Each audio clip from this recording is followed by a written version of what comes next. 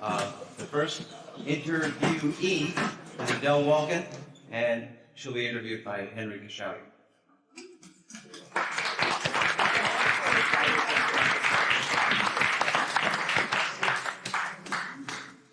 J. Bob. I have the pleasure of being asked to present some questions to a long-term friend of mine, a fellow wayfarer on the spiritual path. Adele heard about Meher Baba in 1944. She met That's you at the Hotel Del Monaco. in 1956. Prior to your actually meeting Meher Baba, which I believe was 1952, can you say anything as to where you were in terms of your seeking that ultimately made you respond to Meher Baba when you heard about him? And when was that? What were you going through prior to the time that you actually heard about Baba? Well, I think it's sort of universal. Well, lots of these people could certainly empathize and relate to that. But it is true, it was unique in the sense that I lived at a different time. Maybe one of the oldest here, I don't know. But in the 40s, we had this Second World War. And I had three brothers who, one way or another, involved. One of the brothers, they were physicians, and one of them was in Germany as a captain in his medical corps, in the medical corps. The whole period was presented a challenge to my love of God, because I was majoring in comparative religion and philosophy at different places, Columbia and Union Theological. And I did never have a political position. I mean, I was just very disillusioned with the fact that there could be such a war going on. And so that I was really seeking, and I had, with Phyllis Frederick, my very dear friend, before we met Baba, we would, she attended some of the classes where I was matriculating, and we went to various inspiration, such as the Sufi Center, which was not Sufism reoriented, of course, which was much later.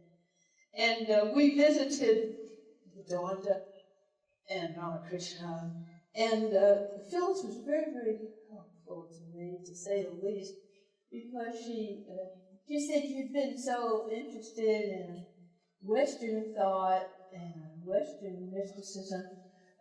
What about Eastern thought and Eastern mysticism? So it was Phyllis that helped me make entree to the Vedantic thinking. Was Phyllis the one that, were you already familiar with the deeper spiritual teachings of Vedanta and Sufism? Oh, yes. No, I was. Prior to Phyllis? Mm-hmm. Oh, yes. So you had a rather good grasp on spirituality at that time? Oh, yeah. No, she just posed the question with all your interest in Plotinus and the whole, the Western tradition, which is all that I learned at Columbia and Union Theological. They did not have a chair for Eastern thought at the time, but she was the one that introduced me to Eastern thought. Then we became friends. We went to various places together. One night she called and she mentioned that she had heard this, one of the disciples, namely Marina Machiavelli, in New York City. And she thought, she heard her at a public talk. But she said they do have private talks. They were living on East 67th Street, I think, in Manhattan. And she said, I have an invitation for you to hear a private talk, and I have one for myself. So we pretty much came into the fold of Meher Baba together. And we eventually were invited by Norina Machabelli at that time was doing Baba's work through what was known as spiritual thought transmission. And you can read about that. Recently, Charles Haynes has compiled all the writings of Norina. There weren't too many. And he has, I hope, a very good introduction to what was said about spiritual thought transmission. Baba had confirmed. And Baba had confirmed that She was the only one receiving from him the spiritual. Exactly, because some people did begin to claim that. So he said, he told us that. And he informed Phyllis and myself, just as Baba had written to us to say, you come to me through no ism, you come to me directly. Because I remember I had a connection with Ivy Deuce shortly. She visited us when we were living with, on Baba's guidance, Phyllis and I moved in and lived with Elizabeth, Norina, and Nadine Tolstoy, just at that transitional moment when Elizabeth had the final word with her father, that yes, you can have all those 5 conditions, and the 5th one being, I give Myrtle the Meher spiritual center from the heart. So that's when we entered the city. Baba's 5 conditions. Baba's 5 conditions: equable climate, a virgin land, tillable land, ample water, and given from the heart. And that's just about when we came. I think that's really very interesting, the way Baba did weave that, because I think we kind of represent, I was in my 20s, Phyllis is a little older than I am, and we kind of represented what was going to happen with the new humanity. And of course, Phyllis played a major role in LA as far as gathering the flock. She used to be called the mother of the hippies.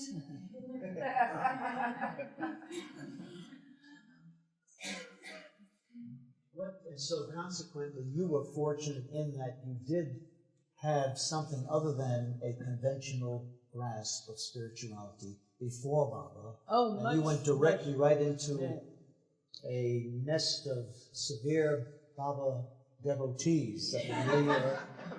Elizabeth, Norina, and Nadine. When they kept us out of mischief, they kept us out of mischief when we lived with them for up to the time when Baba came. No, of course, we didn't live with them up to that time. We were invited to live with them around the end of 43, 44, until Norina and Elizabeth were called back to India around 47, 48. Now, they had been in India. They had been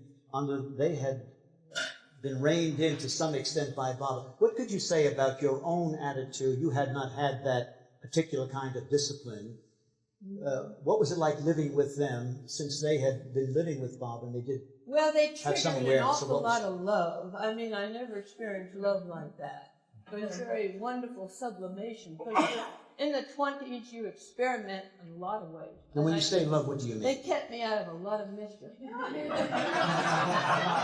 They really did. Because at that time in my own life, I was really very mischievous.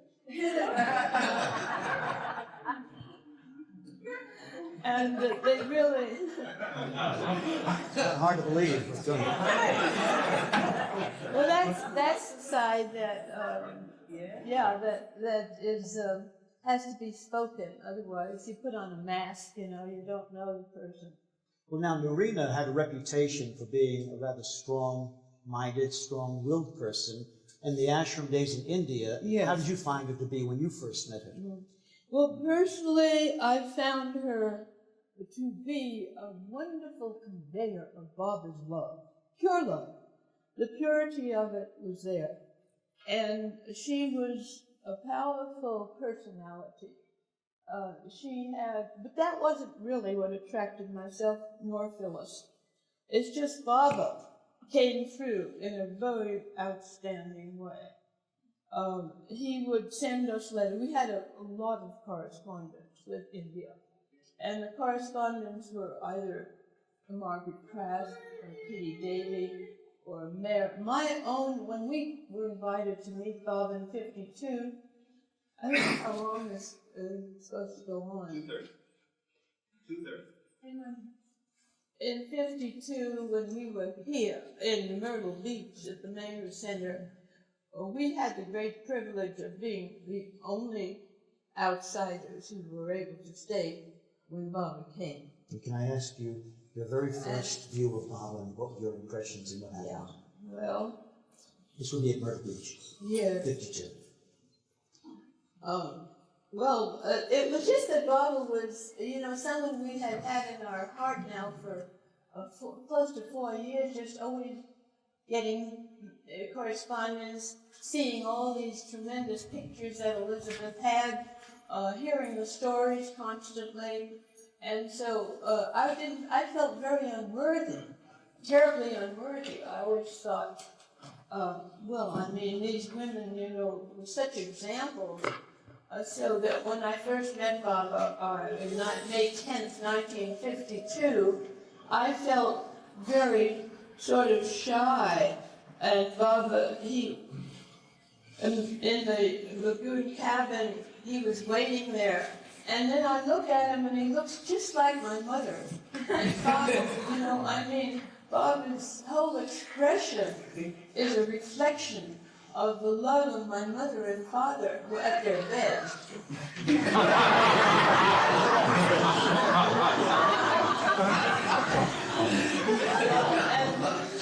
you can only pray that they too meet Baba so they know how to retain that permanently. And eventually my father did meet Meher Baba. And eventually when my mother got sick, Baba asked me all about her because she got sick when Baba had his accident. It was a very interesting time.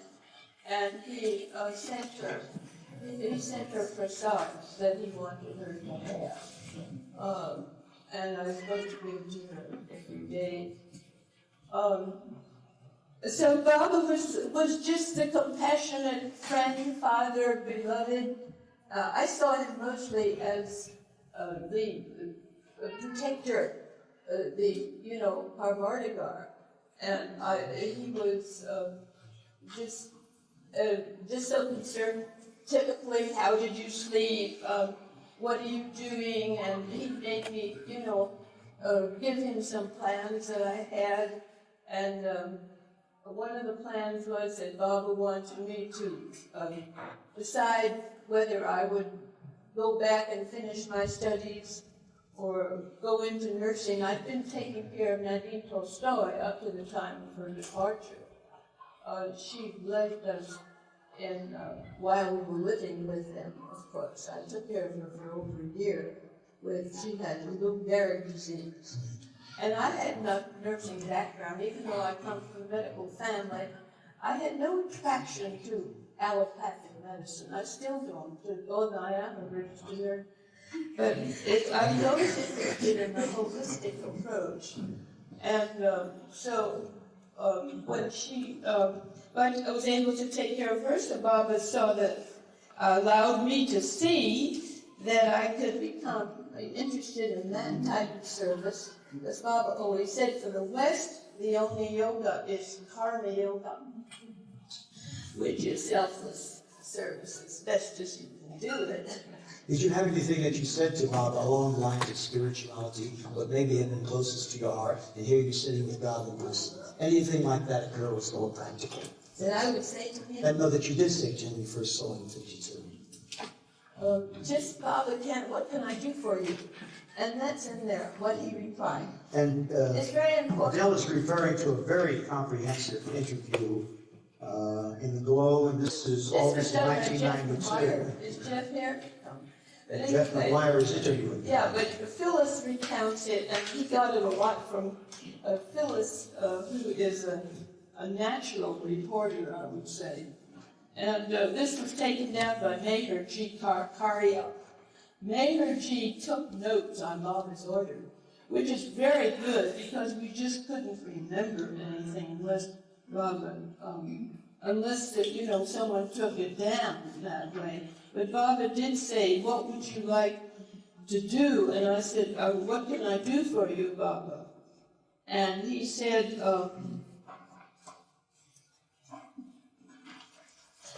you can look at this. This is lots of interesting photographs, which of course, this was when we first met the women. Somebody, that was Phyllis and myself. Yeah, I want to find that statement from Baba just to keep on course here, because I don't know how long these interviews are. This is certainly an extravaganza. Sahavas, isn't it? How many interviews are there? 17? Yes? It's overwhelming. 17 different paths to the same goal. Well, anyway, so Baba had... You're looking for a statement that was in... that would be the best way to do it. Here, Baba spelled out on the alphabet board, Philadelphia, which was then the term he always used for Phyllis Adele. And did you get in his Steve? And did you get any back to Adele. Back to Adele. I heard about you from Noreen and Elizabeth, and I heard from within. When I see such souls who love me, I feel very egocentric with reading that. You read it. Baba to Adele. I heard about you from Norina and Elizabeth, and I heard from within. When I see such souls who love me, I feel very happy and strong. People like Phyllis are intimate ones. I love you because you love me so much. To both of them, I heard. All right, that's what you said to me.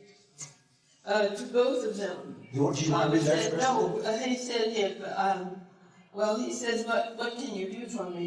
He turns to. I love humor. I love to teach and work hard here in various places when I'm talking to you now. And today, Phyllis and Adele have met me.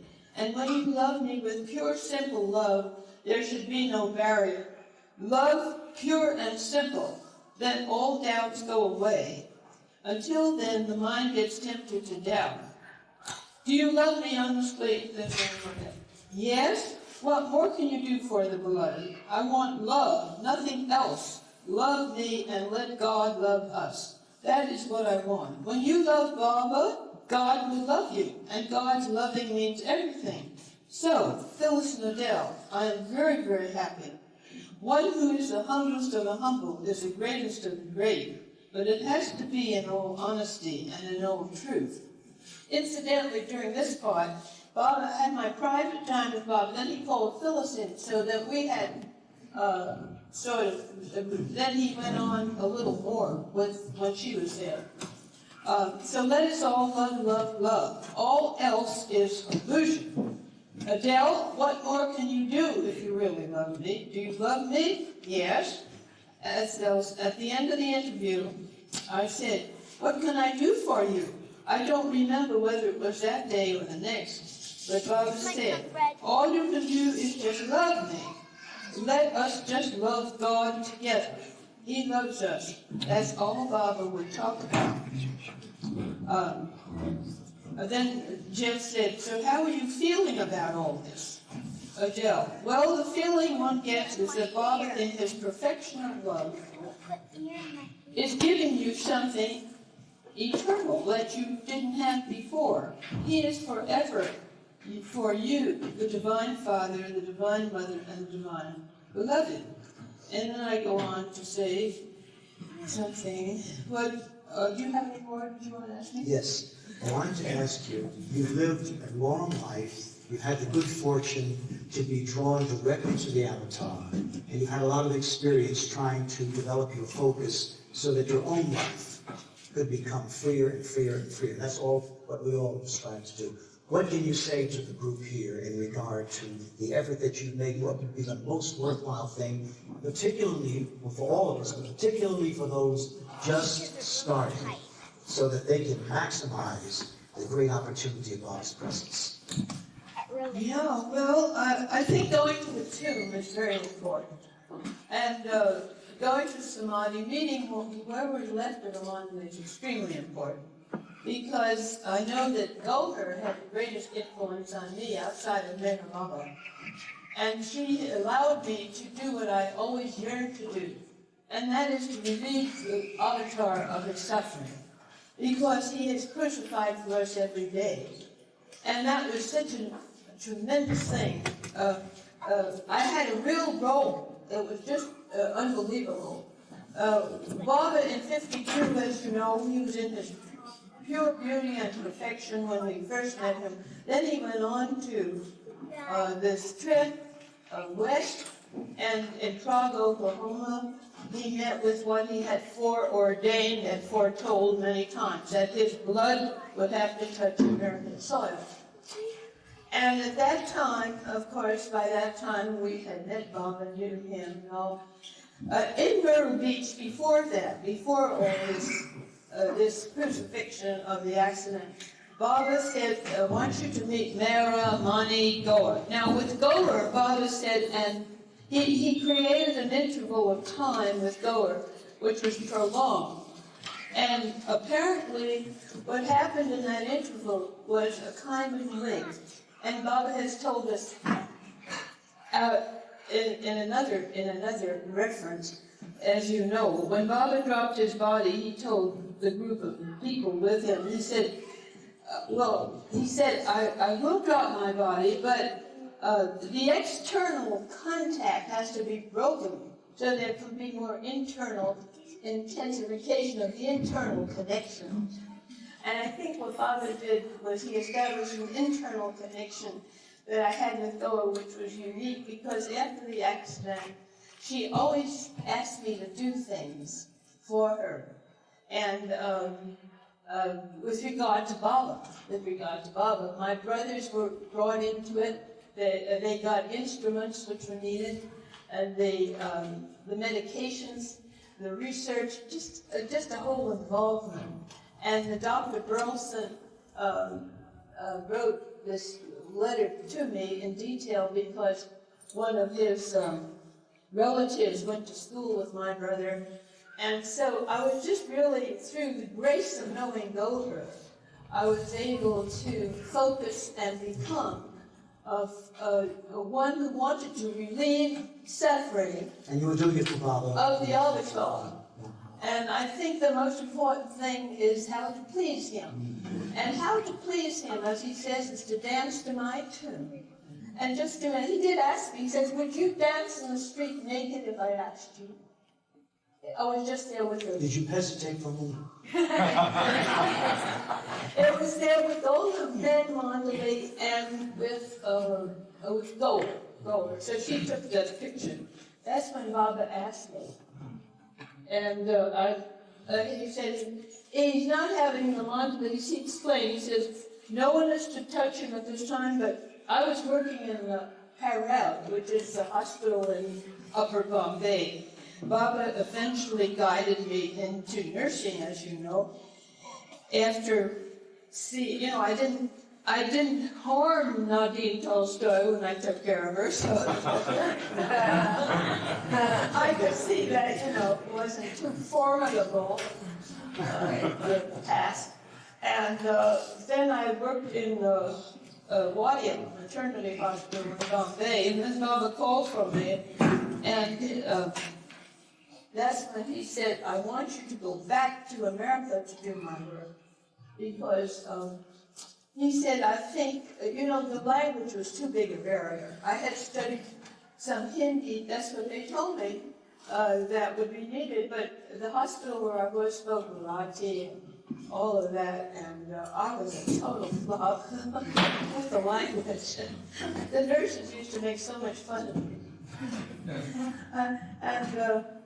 I would say that just knowing how to please Baba is about the best thing I could say, and I lifted that from Audie's book.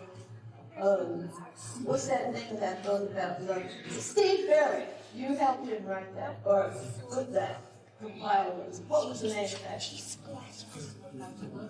Where Audie said, I didn't put the title on the book, and you had that was added later. The book that you wrote some forward. Just to love him. What? Just to love him. Well, that's the Yeah, book. just a look. That has the finest message from Bob, which Adi, of course, restated in terms of how to love him. Just to love him means that you want to please him. Oh, when they said, will you dance in the street naked? I said, Baba, you will help me. And he turned to the mandolin and he went like that. And I said, you will help me, you know. If you help me, you will help me something like that. I think if you want to please Baba, you want to create harmony. Another word that I remember Baba said, I do everything for you, everything, but I cannot bring harmony into your group or your life or your center. That you have to do. Adele, can you say just one You thing? have to harmonize that yourself. Can you say one thing in conclusion in regard to what most of us from Baba know to be the most important effort that we have to consciously make, which is to find him within? Absolutely. The find him within and know that he's in everyone else. You know, I mean, it's not a solo journey. It's a journey with every other drop soul. And the people that think they can do it on their own by going off to the mountains or the caves, Baba has shown you what happens there.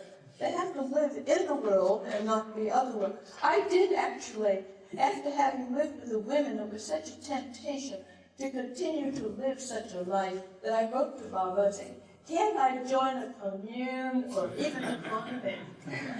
Baba said, absolutely not. You live in the world and not of the world.